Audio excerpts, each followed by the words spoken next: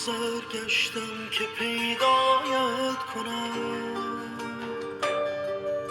اکنون که پیدا کردم بنشین تماشایت کنم. بنشین که با من هر نظر، با چشم دل با چشم سر، هر لحظه خود را مستر از روی زیبایت کنم.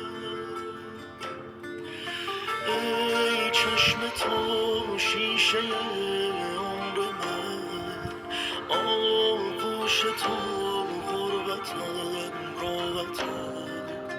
بازی نکن با من و صحنه را، در پرده آخر آتش نزن.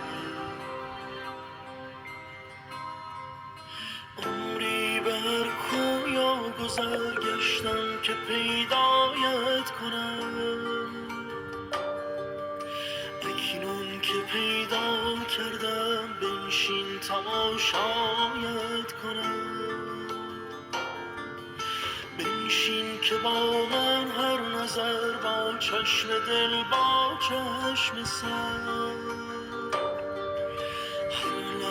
خود را مستر از روی زیبایت کنم. ای عطر و نور تو امان،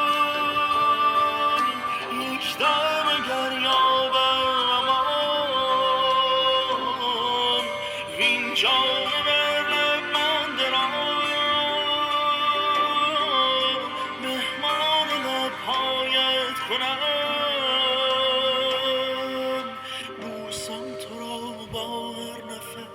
ای بخت دور از دسترس،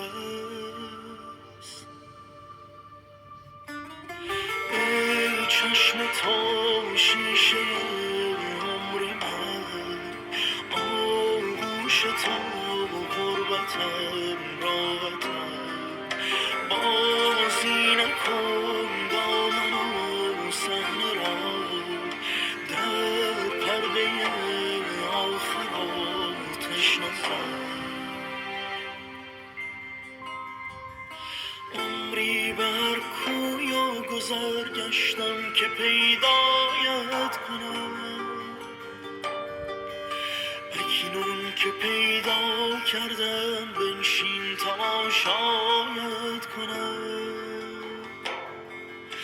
بنشین که با من هر نظر، با چشم دل با چشم سر،